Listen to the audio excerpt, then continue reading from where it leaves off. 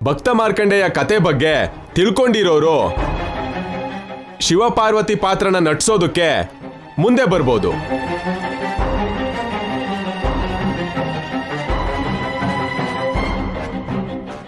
ಪಾರ್ವತಿ ಪರಮೇಶ್ವರನ ಪಾತ್ರ ನಟಿಸೋದು ಮಹಾಭಾಗ್ಯ.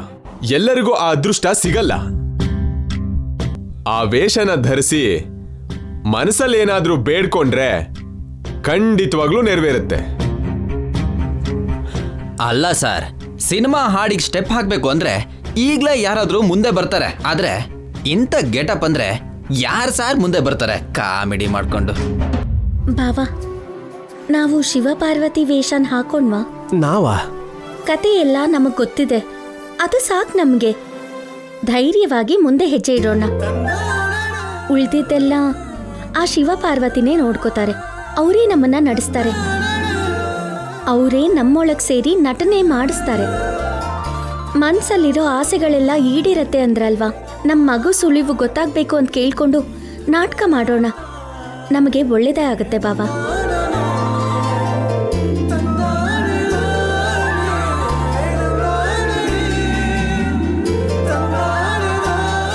ಸರಿ, ನಿನ್ನಿಷ್ಟ. ನಿಮ್ಮಲ್ಲಿ ಯಾರಾದ್ರೂ ಇದೀರಾ?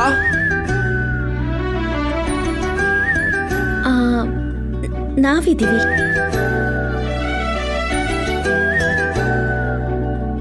ಶಿವಪಾರ್ವತಿಯಾಗಿ ನಾವು ನಟಿಸ್ತೀವಿ. ಹಾಗಾದ್ರೆ ನಾನು ಮಾರ್ಕಂಡೇಯನ್ ಪಾತ್ರ ಮಾಡ್ತೀನಿ.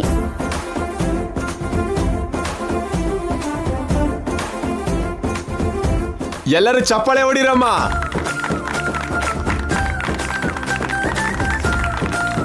ಸೂರಪ್ಪ, ಅವನಿ ಅಮ್ಮ ಅವ್ರನ್ನ ಮೇಕಪ್ ಹತ್ರ ಕರ್ಕೊಂಡು ಹೋಗು. ಆಗ್ಲಿ ಅಯ್ಯ. ಬಾಮ್ಮ. ಬಾ.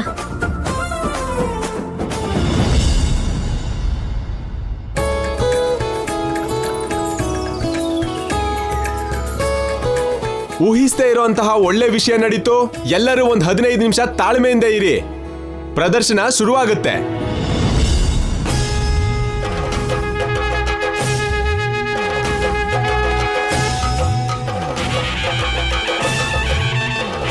ನೀವೆಲ್ಲರೂ ತುಂಬಾ ಕಾತುರದಿಂದ ಕಾಯ್ತಾ ಇದ್ದ ಮಾರ್ಕಂಡೇಯ ನಾಟಕ ಪ್ರದರ್ಶನಕ್ಕೆ ಸಿದ್ಧವಾಗಿದೆ.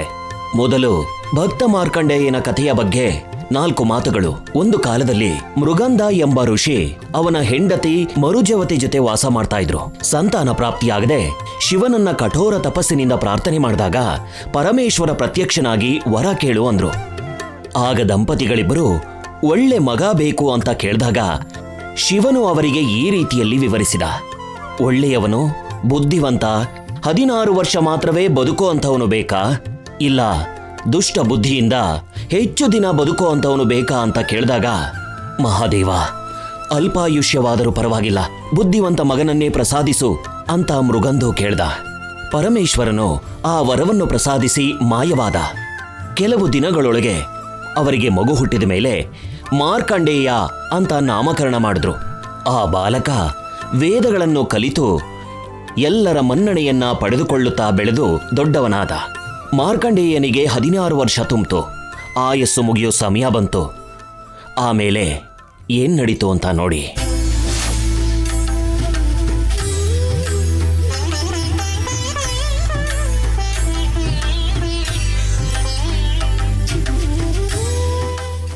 ಓಂ ನಮಃ ಶಿವಾಯ. ಓಂ ನಮಃ ಶಿವಾಯ. ಓಂ ನಮಃ ಶಿವಾಯ.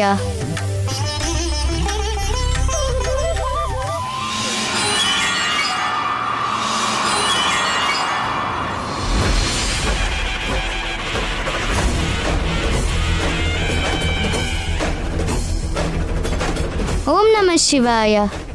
ಓಂ ನಮಃ ಶಿವಾಯ.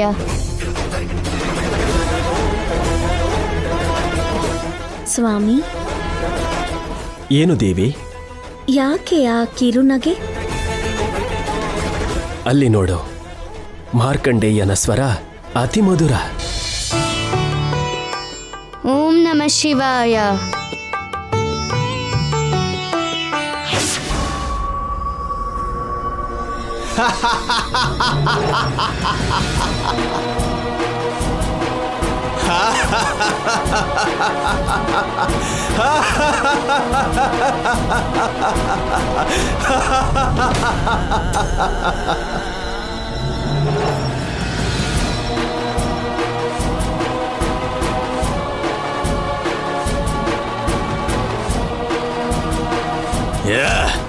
ಯಮಧರ್ಮ. ಯಮಧರ್ಮರಾಜರಿಗೆ ಪ್ರಣಾಮಗಳು. ಪ್ರಣಾಮಗಳು ಆಮೇಲೆ ಮೊದಲು ಹೊರಡು ಹೊರಡು. ಇವತ್ತಿಗೆ ನಿನ್ನ ಆಯಸ್ಸು ಮುಗೀತು. ನಿನ್ನನ್ನ ಕರ್ಕೊಂಡು ಹೋಗೋದಕ್ಕೆ ಅಂತ ಬಂದಿದ್ದೇನೆ. ಯಮಧರ್ಮ.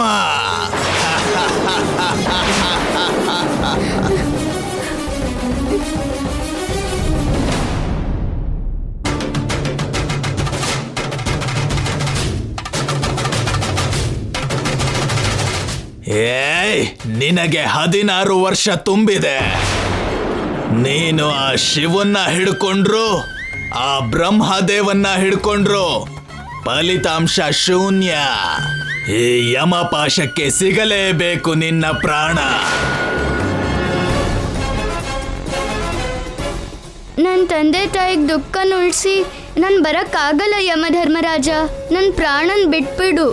ಏಯ್, ಯಮಧರ್ಮ, ನನ್ನ ಜೊತೆನೆ ಹಾಸ್ಯನ? ತಕ್ಷಣವೇ ಹೊರಡು.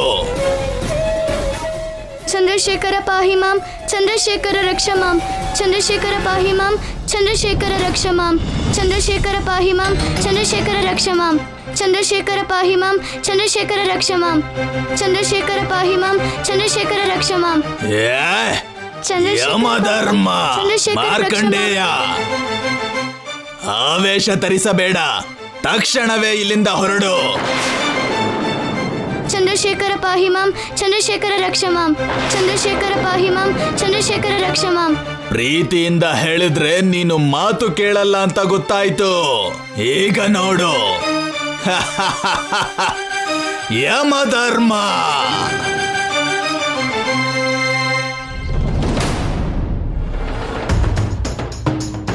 ನಾನ್ ನಿನ್ ಜೊತೆ ಬರಲ್ಲ ಯಮಧರ್ಮರಾಜ. ನಿತ್ಯ ನಿನ್ನ ಪೂಜಿಸುತ್ತಾ ನಿನ್ನ ನಾಮಸ್ಮರಣೆ ಮಾಡ್ತಾ ನಿಂಗೆ ಈ ಜೀವನ ಅಂಕಿತ ಅನ್ಕೊಂಡಿದ್ದೆ. ನನ್ನ ಕಾಪಾಡು ಪರಮೇಶ್ವರ, ನನ್ನ ಕಾಪಾಡು. ಆಯಸ್ಸು ಮುಗಿದ ಮೇಲೆ ಕಾಪಾಡೋದಕ್ಕೆ ಆ ಶಿವನಿಂದಾಗಲಿ ಬ್ರಹ್ಮನಿಂದಾಗಲಿ ಆಗಲ್ಲ. ಚಂದ್ರಶೇಖರ ಪಾಹಿ ಮಾಂ, ಚಂದ್ರಶೇಖರ ರಕ್ಷ ಮಾಂ, ಚಂದ್ರಶೇಖರ ಪಾಹಿ ಮಾಂ, ಚಂದ್ರಶೇಖರ ರಕ್ಷ ಮಾಂ, ಚಂದ್ರಶೇಖರ ಪಾಹಿ ಮಾಂ, ಚಂದ್ರಶೇಖರ ರಕ್ಷ ಮಾಂ. ನನ್ನ ಭಕ್ತನನ್ನು ನಾನು ಕಾಪಾಡಬೇಕು. ತಕ್ಷಣವೇ ನಾವು ಭೂಲೋಕಕ್ಕೆ ಹೋಗಬೇಕು.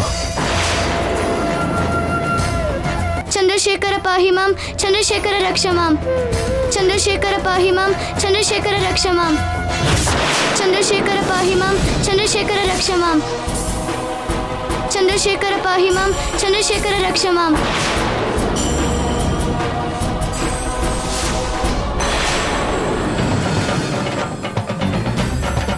ಮಾರ್ಕಂಡೇಯ,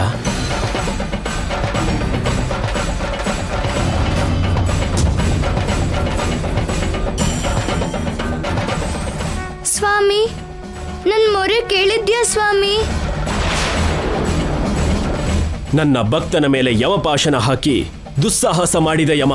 ಪರಮೇಶ್ವರ, ಮಾರ್ಕಂಡೇಯನ ಆಯಸ್ಸು ಈ ಭೂಲೋಕದ ಮೇಲೆ ಸಂಪೂರ್ಣವಾಗಿದೆ. ಕರ್ಕೊಂಡು ಹೋಗದೆ ಬಿಡಲ್ಲ. ನನಗೆ ಎದುರುತ್ತರ ಕೊಡುವೆಯಾ?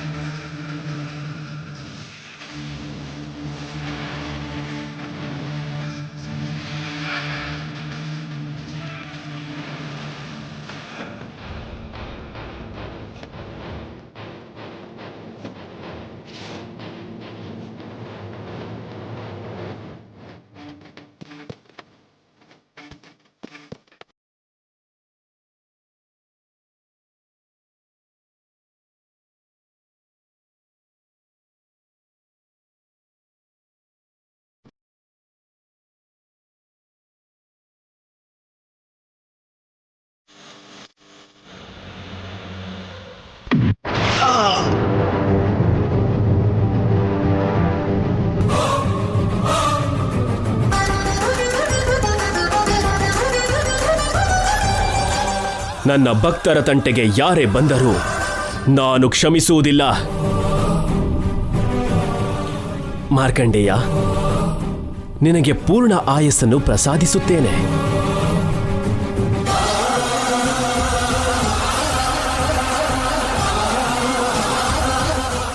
ಧನ್ಯವಾದ ಸ್ವಾಮಿ.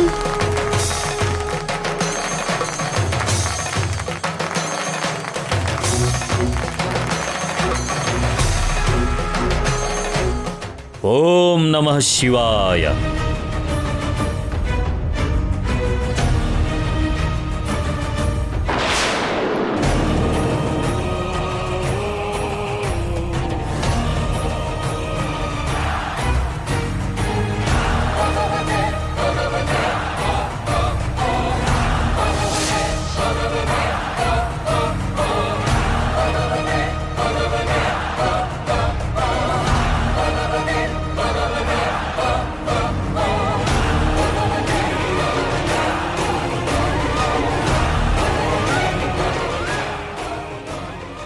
ಅವ್ರ ಮೇಲೆ ನಿನಗೆ ಏನು ಅನುಮಾನ ಬಂತು ಅಂತ ಅವನ್ನ ಫಾಲೋ ಮಾಡೋದಕ್ಕೆ ಹೇಳ್ತಾ ಇದೀಯಾ? ದೇವಸ್ಥಾನಕ್ಕೆ ಬಂದಾಗಿಂದ ನೋಡ್ತಾ ಇದ್ದೀನಿ. ಅವನಿ ಮತ್ತೆ ಶ್ರೀಕರ್ ಮಾತ್ಗೂ ಎಲ್ಗೋ ಹೋಗಿ ಯಾರನ್ನೋ ಭೇಟಿ ಮಾಡ್ತಾ ಇದ್ದಾರೆ ಅನಿಸ್ತಾ ಇದೆ. ಅದಕ್ಕೆ ಫಾಲೋ ಮಾಡ್ತಾ ಇರೋದು. ಬೇಗ ಬಾ.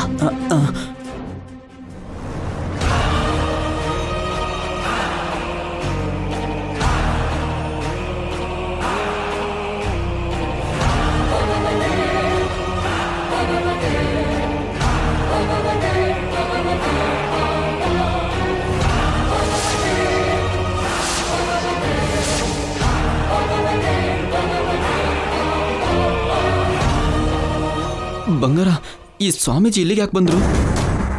ನನಗೂ ಅದೇ ಅರ್ಥ ಆಗ್ತಾ ಇಲ್ಲ. ಅಲ್ಲದೆ ಏನೋ ಹೋಮ ಬೇರೆ ಮಾಡ್ತಾ ಇದ್ದಾನೆ. ಏನೋ ನಡೀತಿದೆ. ಬೇಗ ಕಂಡು ಹಿಡಿಲಿಲ್ಲ ಅಂದ್ರೆ ಸಮಸ್ಯೆ ಆಗೋಗುತ್ತೆ. ಈ ಯಾಗ ಪೂರ್ತಿ ಆಗ್ತಿದ್ದ ಹಾಗೆ ನಮ್ಮ ಮಗಳ ಬಗ್ಗೆ ನಮಗೆ ಗೊತ್ತಾಗ್ಬಿಡತ್ತೆ. ನಮ್ಮ ಮಗಳು ಯಾರು, ಎಲ್ಲಿದ್ದಾಳೆ ಅಂತ ಗೊತ್ತಾಗ್ಬಿಡತ್ತೆ ಬಾವ.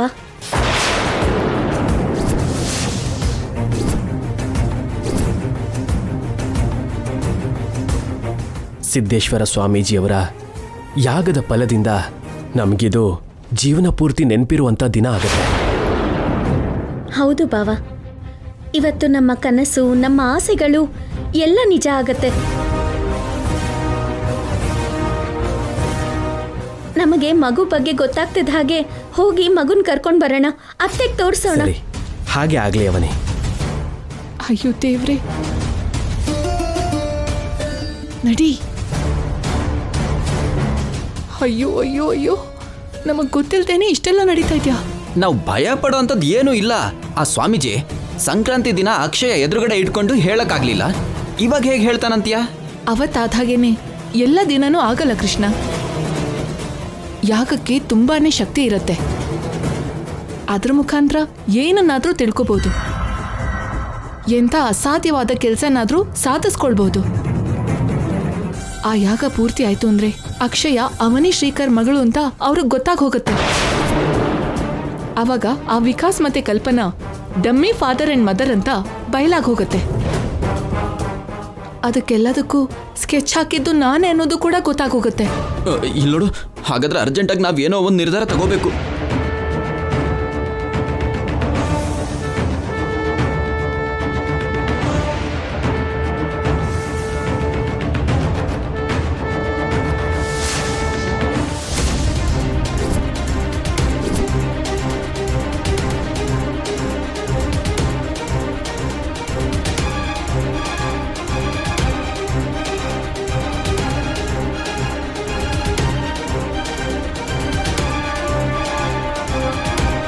ಅಕ್ಷಯ ಬಂದಾಗ್ಲಿಂದ ಪ್ರದಕ್ಷಿಣೆ ಅಂತ ಪೂಜೆ ಅಂತ ಏನೋ ಒಂದು ಮಾಡ್ತಾನೆ ಇದ್ದಾಳೆ. ನಾವು ಮಾತ್ರ ಆ ಥರ ಏನು ಮಾಡದೆ ಆಟ ಆಡ್ತಾ ಇದ್ದೀವಿ. ಅಕ್ಷಯ ಗ್ರೇಟ್ ಅಲ್ವಾ? ಅಷ್ಟು ಭಕ್ತಿ ಶ್ರದ್ಧೆಯಿಂದ ಪೂಜೆ ಮಾಡಿದ್ರೆ ಶಿವಪ್ಪ ಜಾಸ್ತಿ ಪ್ರೀತಿ ತೋರಿಸ್ತಾನೆ ಅಂತ ನಮ್ಮಪ್ಪ ಹೇಳ್ತಾ ಇದ್ರು. ಅಂಥವ್ರಿಗೆ ಒಳ್ಳೇದಾಗುತ್ತಂತ ನಮ್ಮಮ್ಮ ಕೂಡ ಹೇಳಿದ್ರು. ಅಕ್ಷಯ ಸ್ಕೂಲ್ಗೆ ಹೋಗ್ದಿದ್ರು ಎಲ್ಲ ವಿಷಯನೂ ತಿಳ್ಕೊಂಡಿದ್ದಾಳೆ. ನಮ್ಗಿಂತ ಜಾಸ್ತಿ ನಾಲೆಜ್ ಇದೆ ಅವಳಿಗೆ. ನಿನ್ ಹರಿಕತೆ ನಿಲ್ಲಿಸ್ತೀಯಾ? ಒಬ್ಬ ಹೀರೋ ಹತ್ರ ದುಡ್ಡು ತಗೊಂಡು ಇನ್ನೊಬ್ಬ ಹೀರೋಗೆ ಕಟ್ಔಟ್ ಹಾಕೋತಾರ. ನನ್ನ ಚಾಕ್ಲೇಟು ನನ್ನ ಬಿಸ್ಕೆಟ್ನೆ ತಿಂದು ಅವಳನ್ನ ಹೊಗಳುತ್ತಿದ್ಯಲ್ಲ, ಯಾಕೆ? ಅವಳು ಎಲ್ರೂ ಮುಂದೆ ಬಿಲ್ಡಪ್ ಕೊಡ್ತಾಳೆ ಅಷ್ಟೇ ಹೊರತು ಅವಳ ಹತ್ರ ನಾಲೆಡ್ಜು ಇಲ್ಲ, ಮಣ್ಣನ್ ಘಾಟಿನೂ ಇಲ್ಲ. ಅವಳ ಮೇಲೆ ಶ್ರೀವನ್ ಪ್ರೀತಿ ತನ್ನ ಗಟ್ಲೆ ಇರುತ್ತೆ ಅಂತಿದ್ಯಲ್ವಾ? ಹಾಗಾದ್ರೆ ಇವಾಗ ಅವಳಿಗೊಂದು ಟೆಸ್ಟ್ ಇಡ್ತೀನಿ. ಅದ್ರಲ್ಲಿ ಗೆಲ್ತಾಳೋ ಇಲ್ವೋ ನೋಡೋಣ. ಏನಾ ಟೆಸ್ಟು? ತಮ್ಮನ್ನ ಪೂಜಿಸೋ ಪರಮ ಭಕ್ತರ ಮೇಲೆ ಶಿವನ ಆಶೀರ್ವಾದ ಇರುತ್ತೆ ಅಂತ ಹೇಳ್ತಿದ್ಯಾ ಅಲ್ವಾ? ಹಾಗಿದ್ದಾಗ ಆ ಭಕ್ತರಿಗೇನಾದ್ರೂ ಅಪಾಯ ಆದ್ರೆ ಆ ದೇವ್ರು ಕಾಪಾಡಬೇಕು, ಹೌದು ತಾನೇ? ಹೌದು. ಅವಳ ಮೇಲೆ ಶಿವಂಗೆ ಎಷ್ಟು ಪ್ರೀತಿ ಇದೆಯೋ ಗೊತ್ತಾಗತ್ತೆ. ಬೇಡ ಶೌರ್ಯ, ಅಂತ ಕೆಲಸ ಮಾಡಬೇಡ. ಆಗ್ಬಾರ್ದೇನಾದ್ರೂ ಆದ್ರೆ ಅಕ್ಷಯ ಪ್ರಾಣಕ್ಕೆ ಅಪಾಯ. ಏನ್ ಬೇಕಾದ್ರೂ ಆಗ್ಲಿ, ನಾನಂತೂ ಬಿಡಲ್ಲ.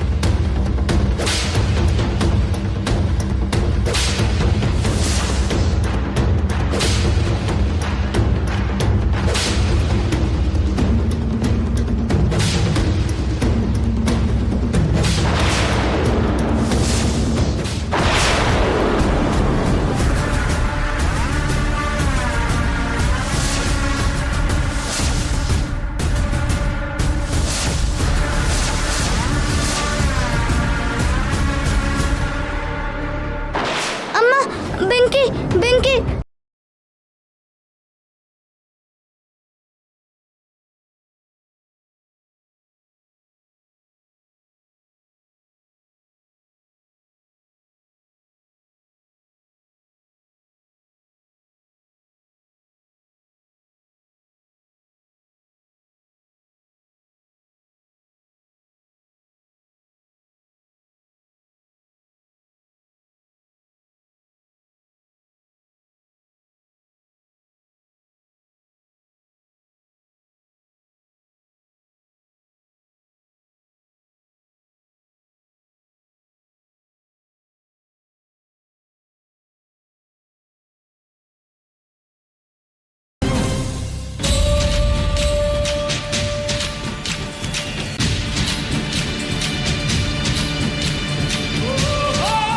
ಅಕ್ಷಯ